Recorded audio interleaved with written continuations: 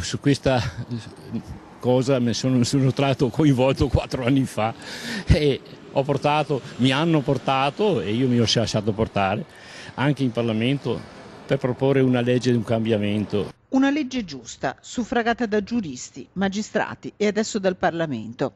Sono i risarcimenti la parte che sta più a cuore a Graziano Stacchio, il benzinaio di Nanto che nel febbraio 2015 imbracciò il fucile per proteggere la commessa della gioielleria di Roberto Zancan. Lui, di Far West, non ne vuole sentire parlare.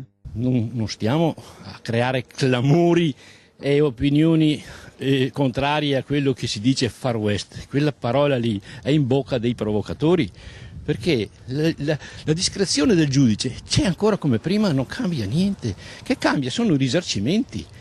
I risarcimenti, che è una cosa che praticamente sul modello della Germania, sul modello delle altre nazioni civili, tutto lì è stato calcato su quella.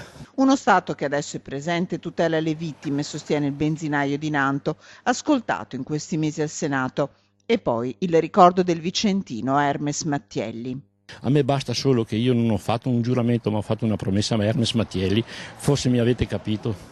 Non c'è risposta lì, perché il funerale lì l'abbiamo pagato noi a uno che era stato condannato a un risarcimento di 130.000 euro, 4 anni di prigione, a uno che si è difeso perché era stato istigato a farlo e che ha ferito, non ha ammazzato nessuno. Non è giustizia questa. Anche oggi al lavoro Graziano Stacchio, come sempre, lo sguardo dritto e aperto di un uomo che non si sente un eroe.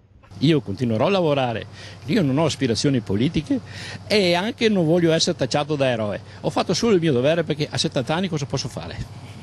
Con 7 nipoti, che futuro gli posso dare? Almeno cerchiamo di migliorarlo.